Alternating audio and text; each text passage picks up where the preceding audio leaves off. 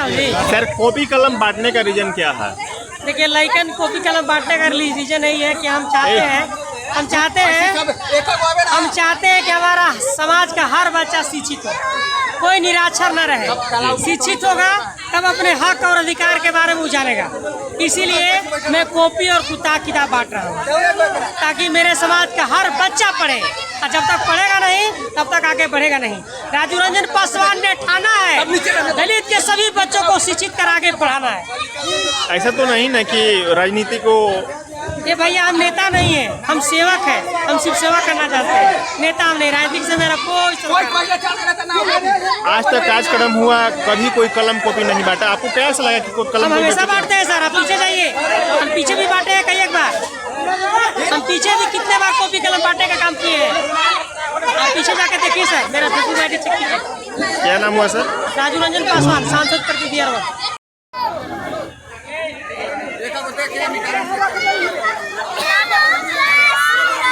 शास्त्री जी का जयंती समारोह के शुभ अवसर पर हम लोग आज इकट्ठा हुए हैं। मैं इनके बारे में दो शब्द कहना चाहूंगा कि स्वर्गीय पूर्व मुख्यमंत्री भोला प्रसाद शास्त्री जी का जन्म 21 सितंबर 1914 ईस्वी को पूर्णिया जिले के गांव में हुआ था। बचपन का शिक्षा भी इनको वही गांव के स्कूल में हुआ था। इसके बाद बहुत संघर्ष और बहुत मेहनत करने के बाद इन्होंने उच्च शिक्षा दरभंगा विश्वविद्यालय से संस्कृत में बीए किए, और इन्होंने बीए करने के बाद उस समय संस्कृत से जो बीए करते थे उनको शास्त्री का उपाधि दिया जाता था। जब इन्होंने दरभंगा विश्वविद्यालय से ग्रेजुएशन पास की तब इनका नाम भोला पासवान शास्त्री रखा गया। इन्होंने आजादी की लड़ाई भी लड़ी। 1942 के आंदोलन में इनको जेल भी जाना पड़ा। पूर्णिया के जेल में रहे, वहां से इनको पटना के जेल में जाना पड़ा। इनका जीवन बहुत संघर्षमय रहा। राष्ट्रपिता महात्मा गांधी के उस समय आजादी के आंदोलन से प्रभावित होकर इन्होंने राजनीति में सक्रिय हुए। इसके बाद इन्होंने 1951 से लेकर 1967 तक बनमट्टी विधानसभा से लगातार 3 बार विधायक चुने गए। इसके बाद इनको मौका मिला मुख्यमंत्री बनने का। 1968 में इनका मुख्यमंत्री का पहला अवसर मिला। बहुत थोड़े समय के लिए इनको मुख्यमंत्री का पद संभालने का मौका मिला।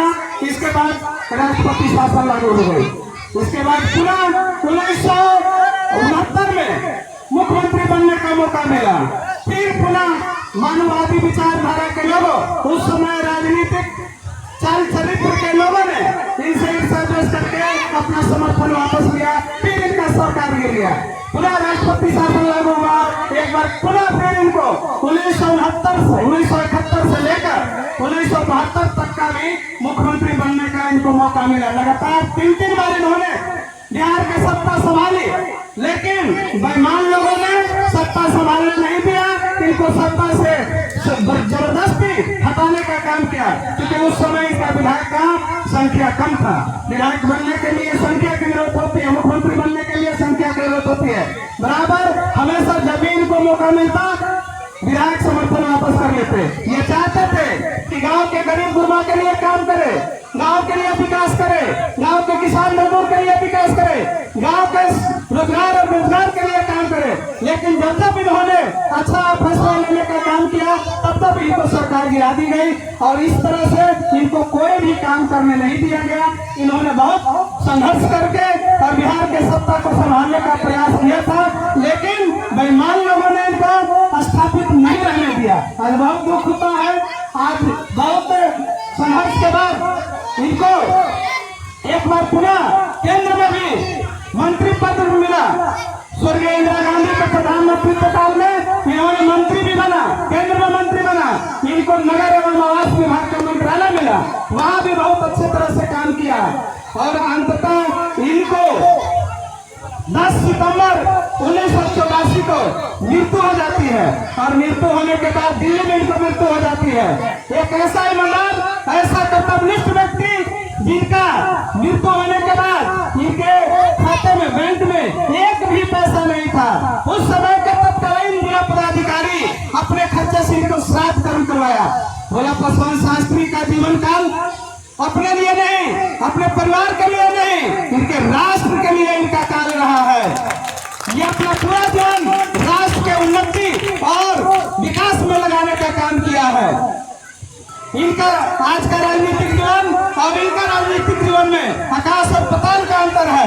आज वो ग्राम प्रधान बन जाता है, मुखिया बन जाता है, वो पूरा जीवन अपना जीवन ऐसो राम के साथ व्यतीत करता है। जो व्यक्ति आजादी के लड़ाई से लेकर आजादी तक मुख्यमंत्री तक काम तक पूरा संघर्ष किया, लेकिन अपने लिए 1 रुपया प्रति कौड़ी भी नहीं रखा, पूरा जीवन समाज के लिए न्यौछावर किया, राष्ट्र के लिए न्यौछावर किया।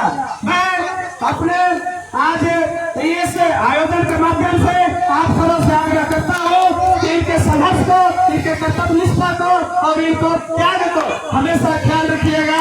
और इसी तरह से आप अपने बाल बच्चे को शिक्षित करें और पढ़ाएं लिखाएं और इन्हीं की तरह काबिल और होशियार बनाएं।